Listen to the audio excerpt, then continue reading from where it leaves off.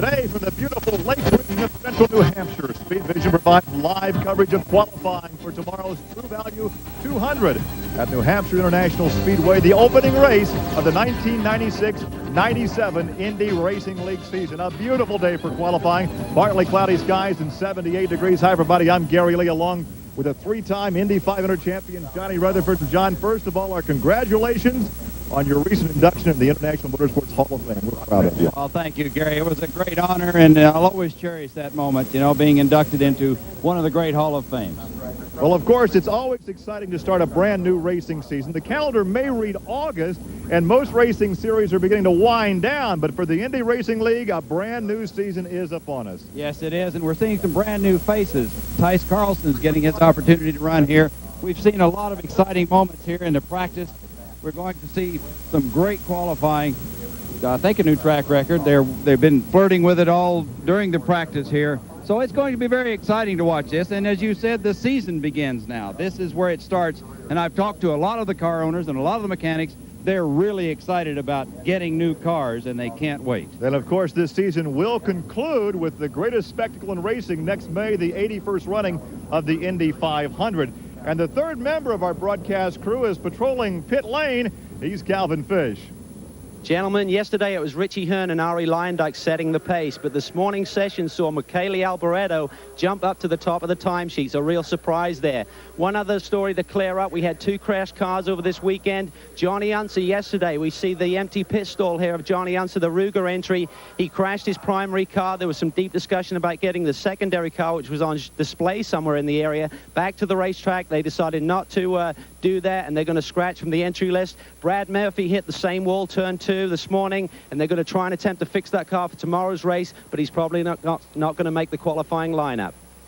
Well, John, let's take a look at the racetrack. Just over 1 mile in length. The turn's very long, and I should say the straightaway is very long. The turn's very tight, and the turns are banked some 12 degrees. But this racetrack this time around represents a very unique challenge, because after the NASCAR Winston Cup race earlier this season, the inside of all 4 turns were resurfaced. There's some patching work down there, and that has made for a very slick area on the track and a real challenge. If we could take a look right there at the difference in the surface, and the drivers are complaining about how slick this area is and how difficult it is to keep the car tight in the corner. Yes, it is. It's right down on the bottom. The stock cars literally rutted the racetrack when they ran here in the Winston Cup race.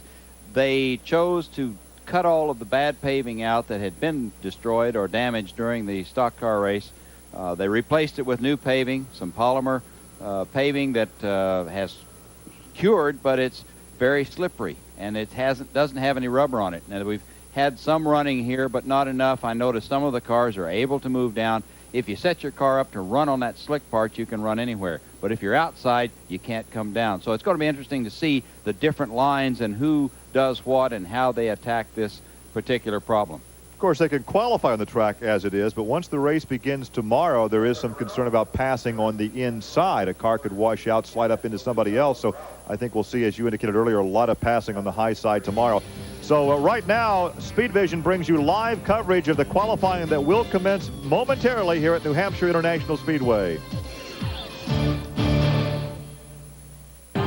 Gary Lee along with Johnny Rutherford and Calvin Fish as we come to you live from Loudon, New Hampshire, as we prepare to qualify for tomorrow's True Value 200. And, of course, coming up in September, the second stop of the Indy Racing League season. We're going to be in Las Vegas taking in some of the sights. But look at the brand new jewel out there, Johnny Rutherford. Beautiful racetrack. I was there for the testing in June, the end of June. The racetrack is really very, very smooth. They've done a good job with the racing surface. The cars were going very fast, 122 miles an hour on a 1.5-mile D-shaped racetrack. A lot of amenities, the grandstands, the suites, and there's a lot to be done, but it's going to be really magnificent when it's finished. And, of course, we'll be there for live qualifying coverage on September 14th with the race on September 15th. We look forward to the second stop on the road to the 1997 Indianapolis 500. Well, a couple of drivers actually found some additional speed in morning session, and the fastest driver in that session is standing by with Calvin Fish. This morning's practice session was the form of Michele Alboreto. Michele, a veteran of Formula One racing, obviously a big learning curve on these ovals, but you seem very comfortable here at New Hampshire. Yes, my car is quite well balanced. We're working hard to prepare the car for the race, and he's also quick in the qualification setup. So I'm confident I would like to repeat the time of this morning. From a team's perspective, how much time do you allocate towards the qualifying setup? Obviously, everyone likes to be on the front row, but obviously the race is more important. Yes, especially here because there is two teeny corners, so we use a lot of tires, and the right balance can give you a lot of advantage during the race. But starting in the front is always something good, so we will try. Okay, well, Michele's certainly shown the form this weekend. Let's see if he can reproduce it in qualifying here today. Well, his fast lap this morning was 173.3. That was up some 2 miles an hour over yesterday, and he was one of the few drivers, John, that really found some extra speed. The overall speeds actually dropped off today, and that was very curious because we did have a practice session early this morning with the NASCAR modified, so the track changed a little bit, but most of the guys actually fell off 2 or 3 miles an hour. Well, they did, and that happens every now and then. You know, you get a situation where the guys work in practice and develop their setups for the track, and then something will change, either the temperature, maybe we had the little shower that occurred might have washed some of the rubber off that had been laid down and changed their setup. So it's going to be interesting to see who does and who doesn't in this qualifying session. Well, we are about to go qualifying here as they're lining the cars up in the order they'll go out. Roberto Guerrero should be the first to qualify, shooting for a track record of 177.436.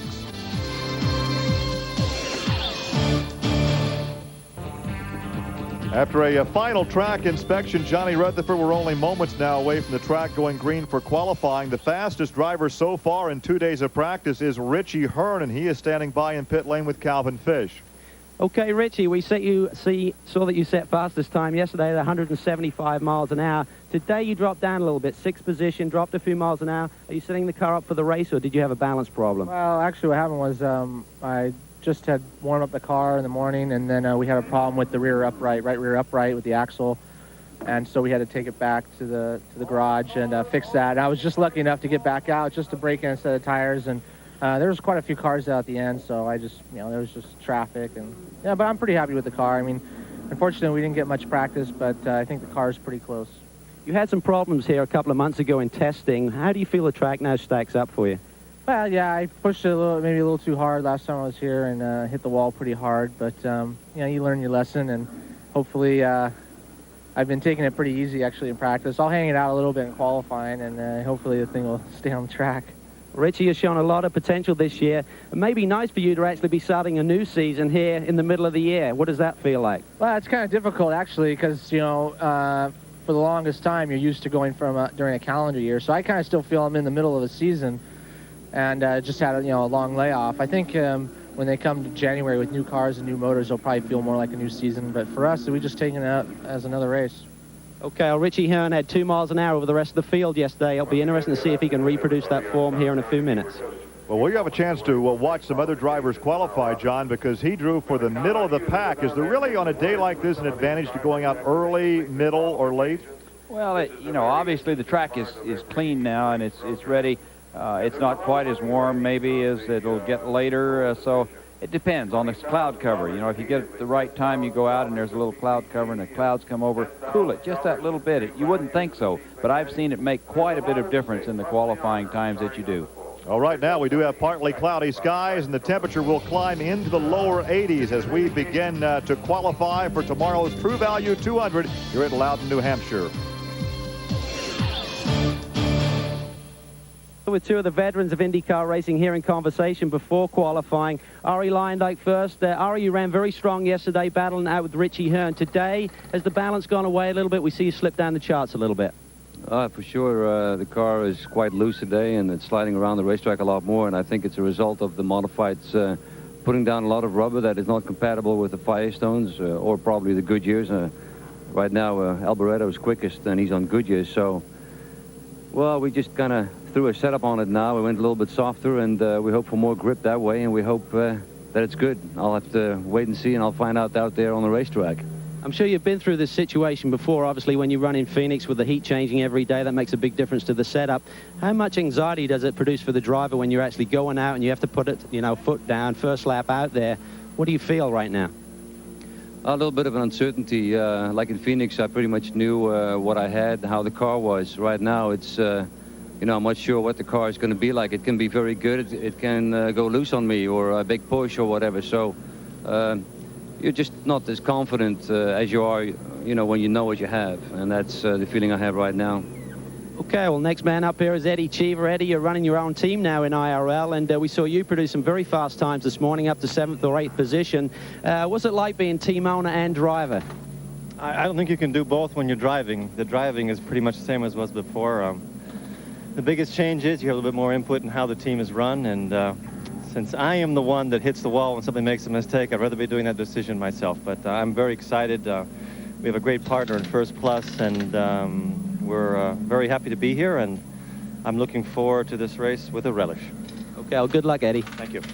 Well, of course, Eddie Cheever is driving the same car he drove at the Indy 500. He bought that Lola Menard from John Menard this summer, and he switched tires. He went from Firestone to Goodyear and spent much of Friday huddled with the Goodyear tire engineers, and he really picked up some speed this morning in the practice session. Well, he did, and you know, Eddie's a good driver. He's a great spokesman, and I wonder where he bumped. Maybe one of those crashes bumped his head one too many times To become a car owner. Yeah. Roberto Guerrero will be the first up to qualify, and of course he, for a number of years, had the 1- and 4-lap track records at the Indianapolis Motor Speedway. So Guerrero shooting for that track record of 177.436 miles an hour, or a clocking of 21.4. Guerrero had only clocked in at 170.9 yesterday in the hot lap session. Well, he did, but he's looked good the entire practice sessions. Every session we've had here, he has been one of the top cars. So it'll be interesting to watch Guerrero. He likes to run real high. He's way up against above the patching, so it's going to be fun to watch him. Guerrero, the Pagan Racing. The Pennzoil car was just announced that Pennzoil would not only be on this car for these two races yet in 1996, but the entire 96-97 Indy Racing League season. So this will be the color scheme for the veteran from California. There you can see he comes off at 4, coming down for the green flag. Now he's on it. Once again, we'll watch this line. See, very, very high. He's on the very edge of that new surface. And yesterday in practice, we saw drivers actually down below the yellow line, so he is incredibly high. Yes, and I think we're going to see a lot of the guys today up there taking advantage of that old pavement, maybe not wanting to slip and slide on the new surface on the bottom. So we'll just have to watch and see who does what. 95 Renard chassis, and we take a look at a 164.286, 23.184, and obviously he's not going to be too happy with that one. Have to see if he picks it up. You know, a lot of the guys take their first lap just to kind of feel it around, and then the tires come in, everything warms up, and he comes down to the checkered flag, and we'll see if he does better on the second lap. Second lap, 23. First lap was 23.157. Waiting for that second lap to come across. First lap was the quick one. 23.157, but now from the nation of Brazil, São Paulo. Here's the second lap. We have Michael Greco on the court. Still waiting for timing and scoring to give us that second lap. There we see Roberto Guerrero in the new Pennzoil livery. They've added some different color, a little black to the bottom of the car, and changed it a little bit, but that still is pretty. I remember fond memories for me with the... You had some pretty good success with that color the yellow scheme, submarine and the Pennzoil car in 1980. Won my third Indianapolis 500 with them. Well, that official qualifying time would be that first lap at 164.477 for Guerrero. Next up will be Marco Greco, who drove for the legendary A.J. Foyt at the Indianapolis Motor Speedway in May, but he's moved over to Team Scandi, the Andy Evans-owned team. This is the team that had been purchased from Dick Simon. It looks like they're giving the teams the option to choose how many warm-up laps they want. Guerrero went for 2, and I think Greco, unless I missed one, he only did 1. So I think he's up and ready, and he's running very low. He's got wheels down on the yellow line through 3 and 4, so he's taking a totally different tack. Tire engineer saying now that the track temperature is 15 degrees warmer than it was when they practiced. Well, here's a lap of 22.989 for Greco, 165.679 miles per hour. So obviously with the rubber that we have heard about from that modified practice session and that warmer track temperatures, the track is indeed slower than it was yesterday during the practice time. And Greco improves to a 166.287 and a clocking of 22.905. So right now, Marco Greco, the fastest qualifier by almost 2 miles an hour over Roberto Guerrero. David Kudrave is the next to go out. Car number 15. And let's go trackside and visit with the first qualifier today, Calvin. Well, I'm here with Roberto Guerrero, and a little disappointing, Roberto. We saw you top the timesheets on Thursday, and you've dropped about 3/4 of a second since that as the temperatures have increased. Well, I don't think it's just the temperatures. I mean, I think we got a little bit lost with the car, and there may be something more strange, like with the engine or something, because the handling didn't feel all that bad as how slow the speeds were. So we're going to go change the engine and go over everything, and hopefully we'll get it a little better for tomorrow. You obviously got to be pleased with Pennzoil increasing their backing with you for the full season. Yeah, that's we're very, very happy with that, and that's what we were really hoping to give them a good finish this time, which is definitely not over. I think if we get the car working well in the race, it doesn't really matter where you start. Okay, good luck tomorrow. Thank you. David Kudrave on the track right now, the 93 Lola. He did not run at the Indianapolis Motor Speedway. He was a 20th at Orlando and a 10th at Phoenix. This is the Bill Tempero Racing Organization fielding this car for him as he completes the first lap. First lap is a 149.906, a 25.408 clocking. Yeah, they've been having problems with that car. They've struggled with it. They had some electronic problems, and then they called David in. He's taking the car out. He's got some experience, so takes the checkered flag, and I'm sure he's not really happy with that qualifying. 25.246, the second lap faster, 150.867 miles an hour. So Gregoire, Stefan Gregoire will be up next in cut number 22, another of the Team Scandia entries. He has switched teams as a brand new season begins. He had been with Himmelgarn Racing at the Indianapolis Motor Speedway last May. Once again, the fastest qualifier so far is Marco Greco at 166.287. His teammate on the track right now in car number 22, Stefan Gregoire, the Frenchman who now resides in Indianapolis. He's taking that high line, Gary. He's another one that wants to stay up above that new patching they put in. And he's way above it right there now. He kind of pulls down off 4, but he stays up there because it may feel a little better to him. The green flag now for the driver who finished 13th overall in the point standings in the inaugural Indy Racing League season.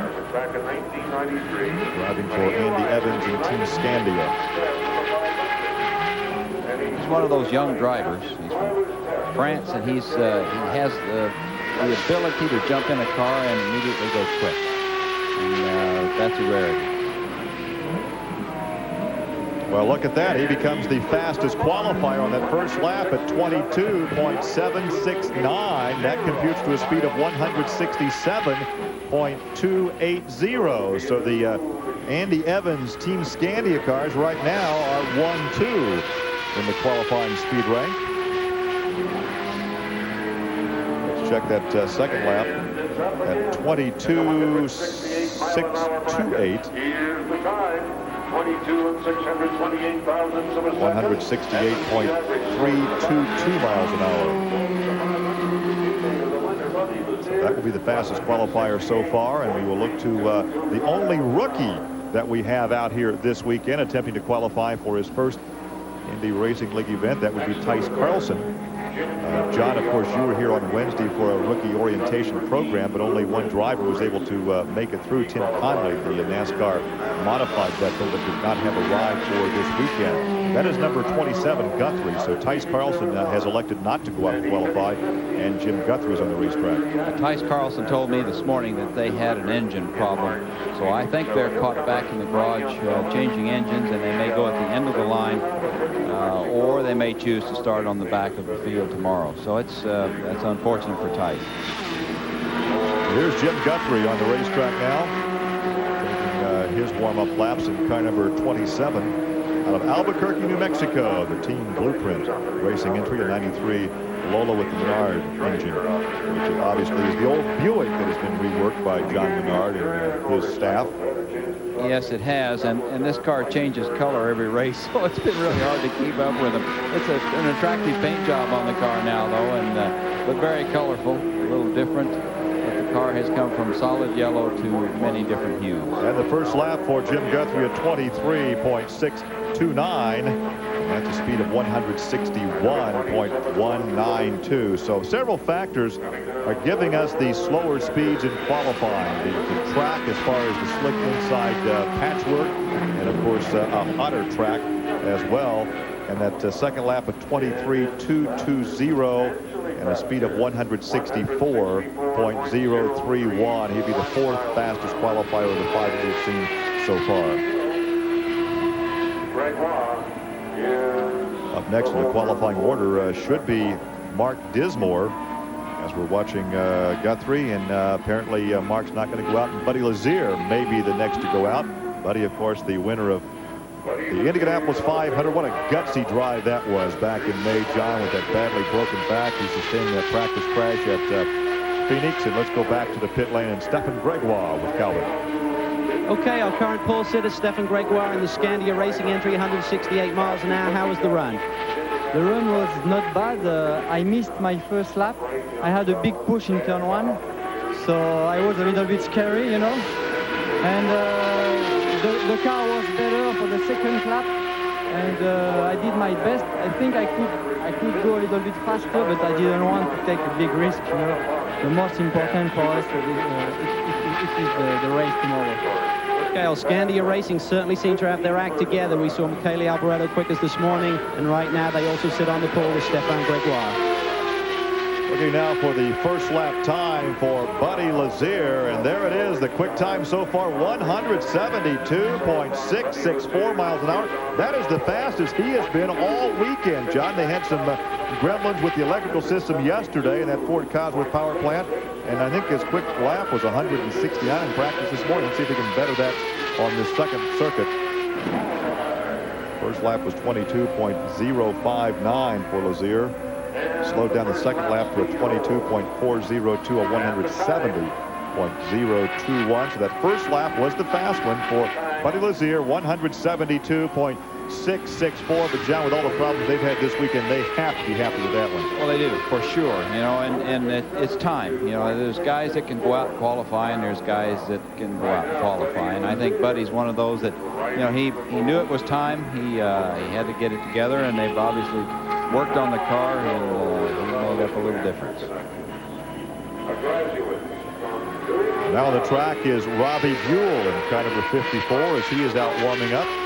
Rosari Lyondike has been the fastest qualifier for the last 2 races. And if memory serves me correctly, wasn't Lazier the fastest at Orlando back in January? Yes, he was. He sat on the pole there, so, you know, they're keeping it in the camp, I guess, so to speak. Of course, we're yet to see what Ari Lyondike may be able to produce as Robbie Buell is on the track and takes the green flag in car number 54. Car 54, where are you? That's the original Coors Beck Motorsports, 94 Lola. Beck Motorsports in Indianapolis. Well, we know where car 54 is. He's in turn 3 right now, once again using a very high line. It's interesting. We've seen both. You know, guys keeping their wheel right down on the yellow line on the inside on the new paving with all 4 wheels, and some of the guys running way up high like this. So, yeah, it's interesting. Beal's first lap of 22.962. That computes to 165.874 miles per hour. And the checkered flag is out as he completes lap number 2. See if he can pick that speed up just a bit.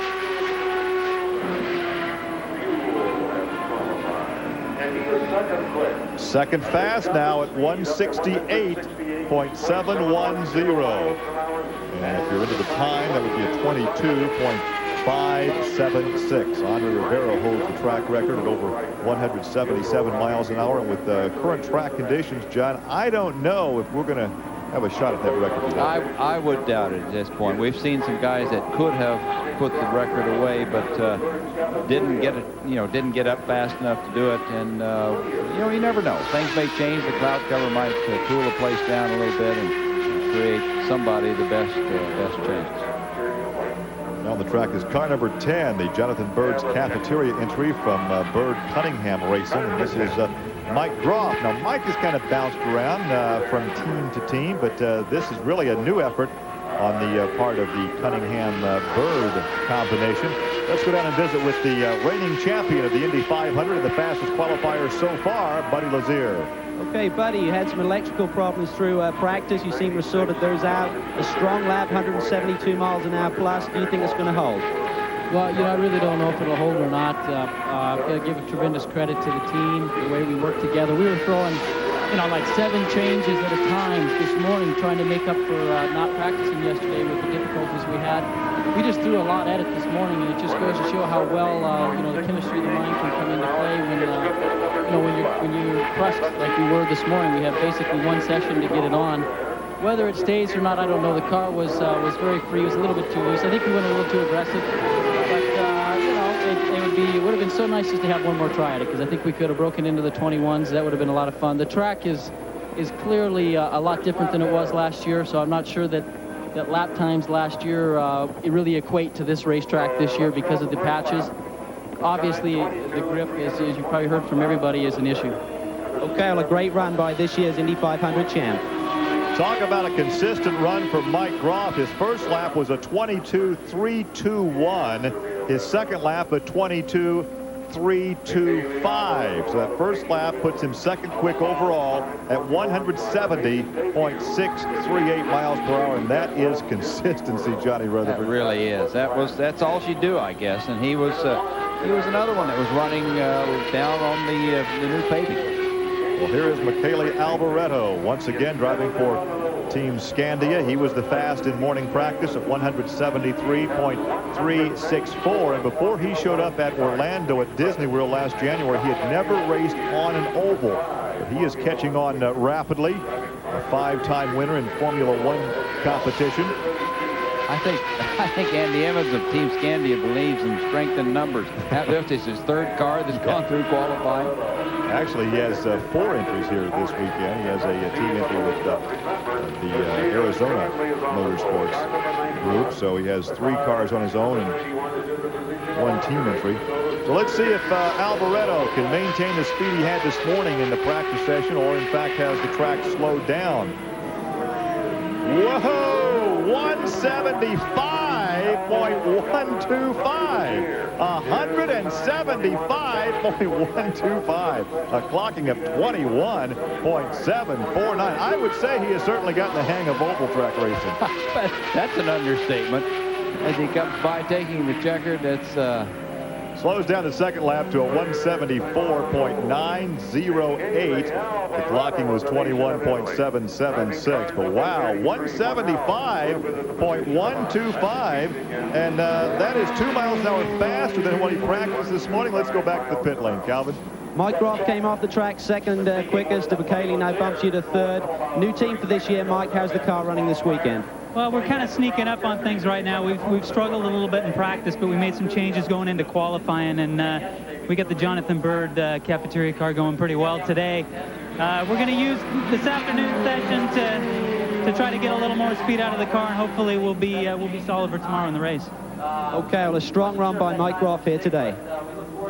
And I would say a strong run for Alboreto. In fact, on his 1 warm-up lap, he was 165. He picked up 10 miles an hour on that first qualifying lap. Would you say he's a quick study?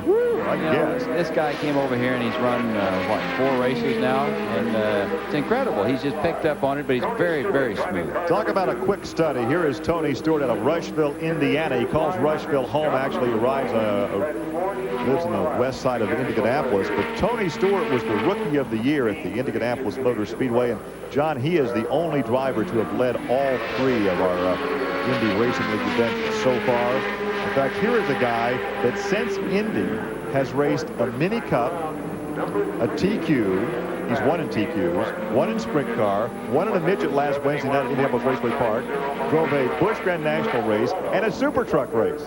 Yes. Talk about versatility. Versatility plus. This young man is incredible, and he's very impressive. He has so much poise. He's a great qualifier, runs well. He'll be one to watch from now on. First lap was the quick one at a 22.249, and that is a speed of 171.190. That is the 3rd quick overall. Now, you think he has enough racing from the cockpit? He has a factory backing to race RC cars. This guy has it covered. Let's go back to the pit lane, Calvin. Okay, Michele, we spoke to you before qualifying. You're happy with the car, and you bumped up 2 miles an hour. Sensational run.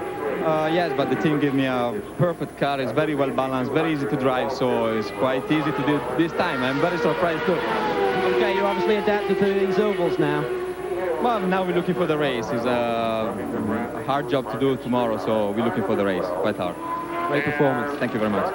And as we watch Buzz Calkins in the Bradley Motorsports number 12, now notice he's using a lot more racetrack, much lower on the track, right down along that inside yellow. Here is your co-champion of the inaugural season of the Indy Racing League. Buzz, of course, shared that with Scott Sharp.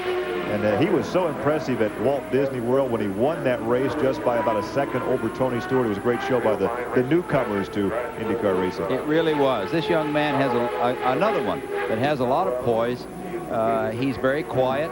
He goes out and does what he does best on the racetrack. And he's an impressive young man. And I think we're going to hear a lot out of Buzz Calkins in the future. Calkins turns in a 22.464, and that's a speed of 169.551. He had been in the 171 bracket in practice, so he's dropped off just a bit. But yet he's the driver that's using the most racetrack out there, John. Well, he was running down low, and that tells me that he's ready to go racing. You know, that's the way Ken Anderson with that team and their engineers think. They want to be able to have the best opportunity, use up whatever they've got at their disposal, and if he runs on the bottom, that means he can use the whole racetrack. Well, right now he is the 5th fastest overall with that second lap time of 22.427. and his speed 169.831. So Buzz Calkins has qualifying as we're coming to you live from New Hampshire International Speedway.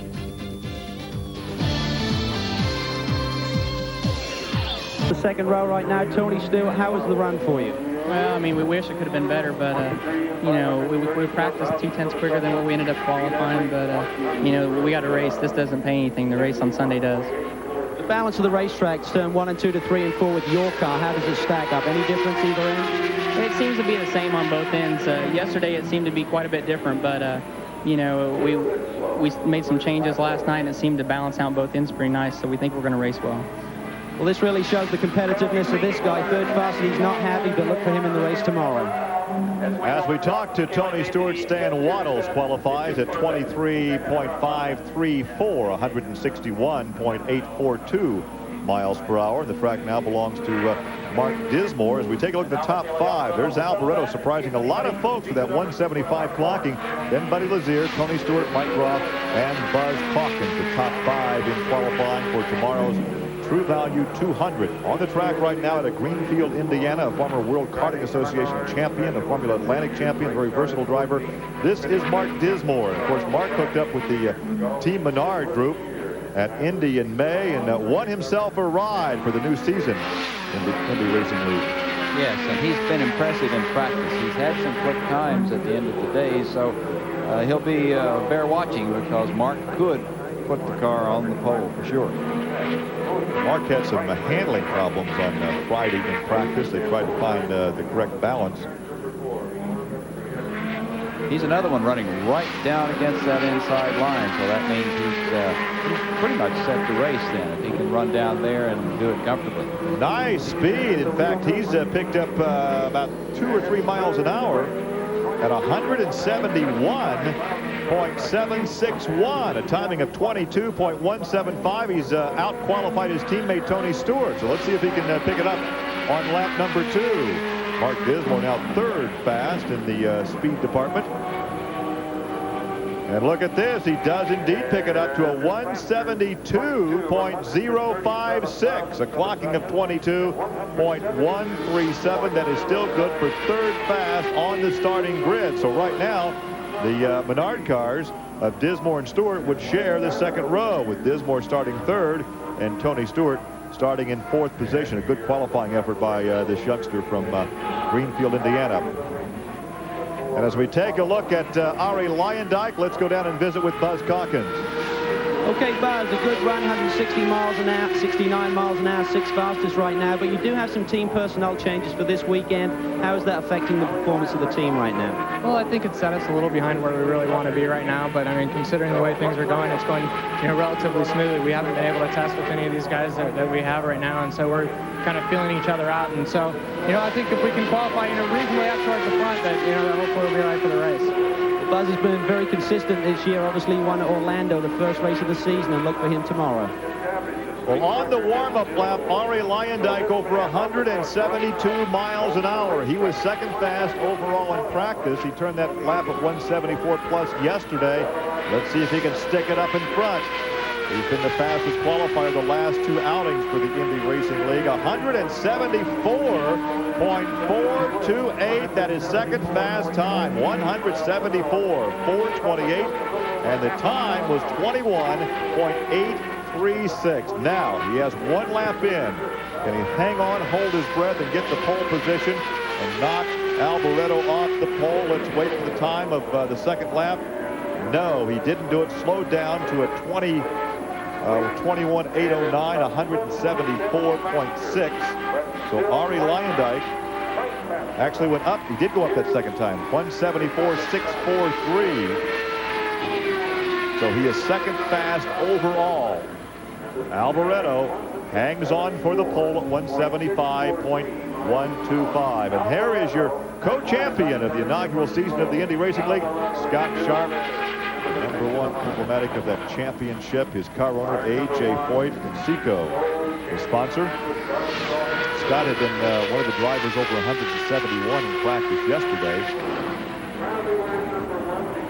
Scott taking a very high line into both of the turns 3 and 4, but he's cutting it back across, so he's changing the line around the racetrack, and he's been consistently quick here. Let's hear from Mark Dismore, Calvin. Okay, the other Menard entry of Mark Dismore. Great run there, 172 miles an hour, currently 4th. How do you think the car is faring for tomorrow's race? We've got a better race car than we have a straight-out fast car, Calvin. I think we're in tremendous shape for the race. I mean, the car's real predictable. It's real tunable. It takes a real small change to get what we want from a full tank to where we were qualified. So I'm really feeling good about tomorrow. I just hope the racing gods are smiling on us. If anyone deserves some luck in this game, it's Mark Dismore. Really has struggled for a while, but now back in a great ride with John Menard. Good luck to you tomorrow. Thanks, Calvin.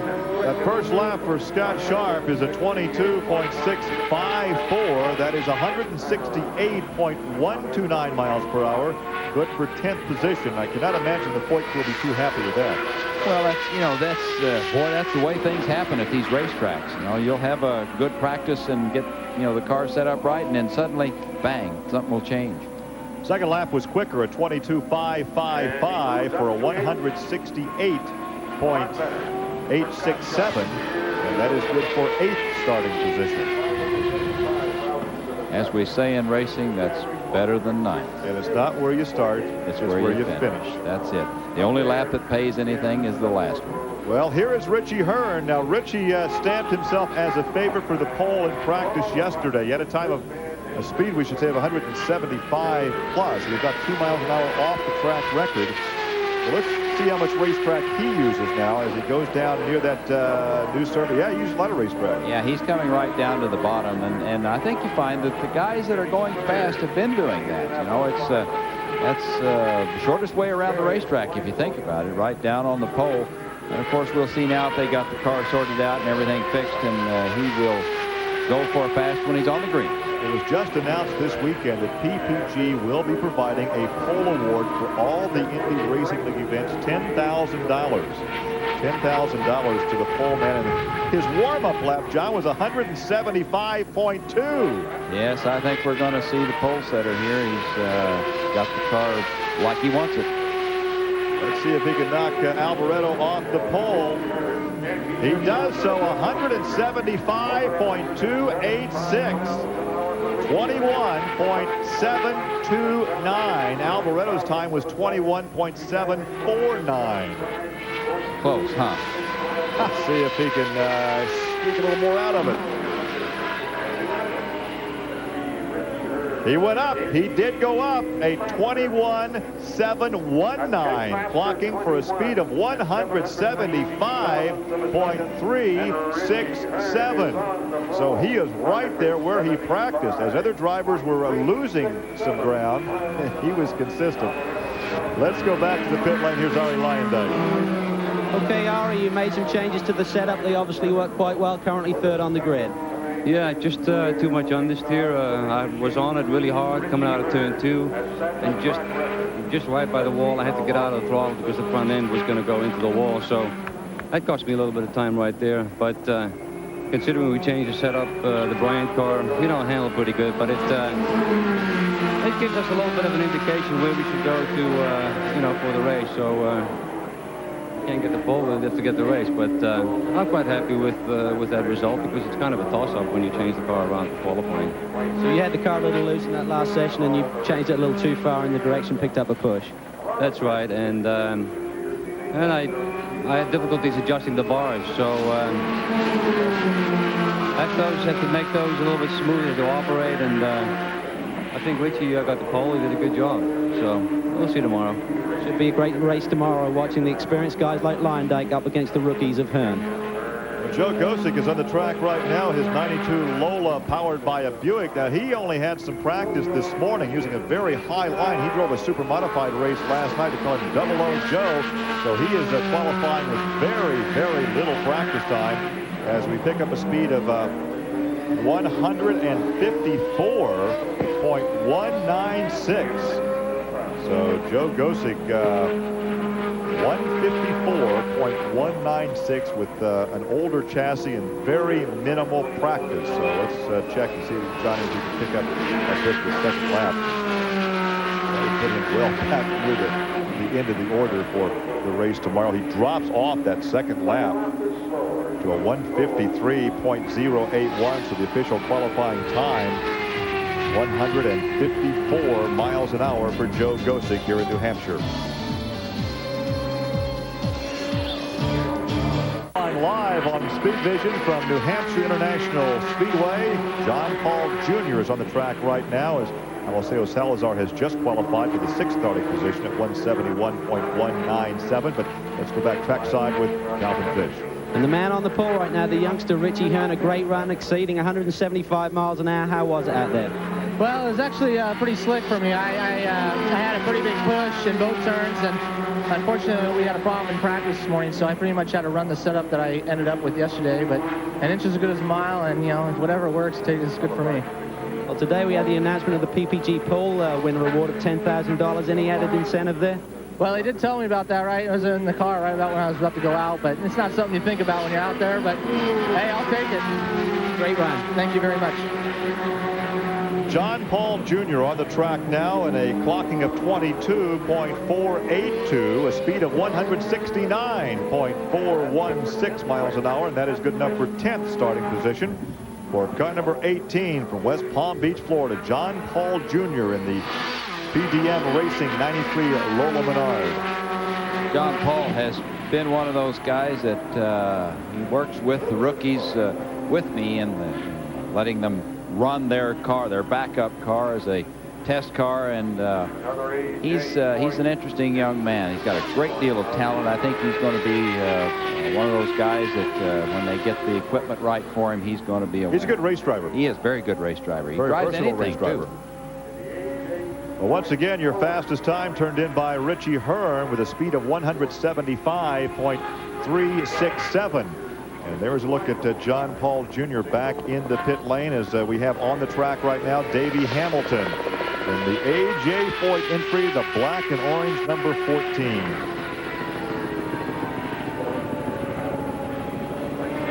Davey Hamilton, second-generation driver, the 95 Lola. You can see at Indy he started 10th and finished 12th.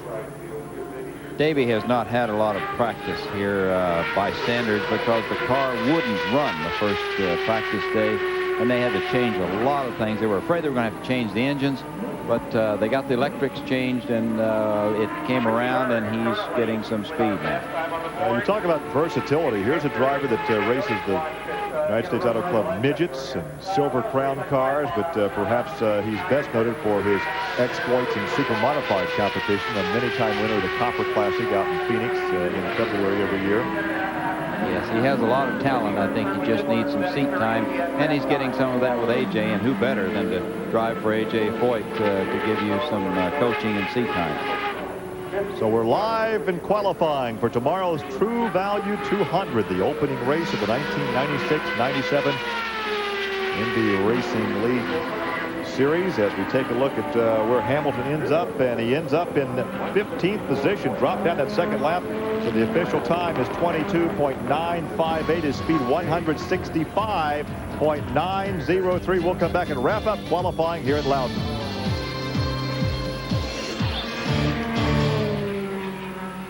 About to make a debut as a car owner as he bought this Lola Menard from John Menard earlier this year.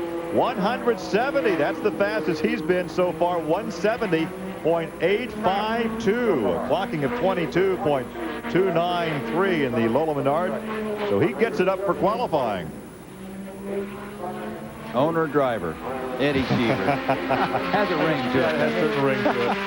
As he completes his run, and he drops off just a bit that second lap to 22.326, a speed of 170.599. So Eddie Cheever drops into the 8th starting position at 22.293, a speed of 170.852. We'll come right back and wrap it all up here in Loudon, New Hampshire.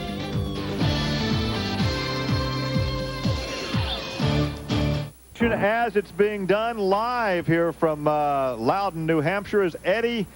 Why am I calling him Eddie Hearn? Richie Hearn. Eddie Hearn drove back 60, 70, 80 years ago. Richie Hearn picks up $10,000 from PPG. There's Jack Long on the right, the executive director of the Indy Racing League, as Hearn is the fast qualifier. And as we mentioned, that PPG now will be giving $10,000 to the fast qualifier for each Indy Racing League event. That's John Della Penna and his sponsor, the lady there on the right, who sponsor the car and make it possible for them to run. But Della Penna really does a nice job with his cars. Well, as Richie said, he was told just before he went out to qualify there would be $10,000 up for grabs for the fast qualifier, and he obviously takes the pole position, knocks Alboreto off in the second row. Ari Leyendijk, and there's Buddy Lazier. The Menard team will comprise row 3 with Mark Dismore. No, it's Salazar moved up. Stewart is back in the 7th position. Cheever moved up to 8th with his qualifying runners: Mike Groff, Buzz Calkins, John Paul Jr., Scott Sharp, Robbie Buell, Stefan Gregoire, and Marco Greco. So once again, we look at the rest of the qualifying results. Davey Hamilton, Roberto Guerrero cannot be very happy with the start really of 17. Can't, I don't think. Jim Guthrie, Stan Waddle's back after suffering a broken neck in a practice crash in testing back in March at Phoenix. So he's back in the cockpit and will get the rhythm back. And Joe Gosick. Joe Gosick had, he's had very little time, so I don't think that's really representative of what Joe can do. So I think we'll see some better things out of him eventually.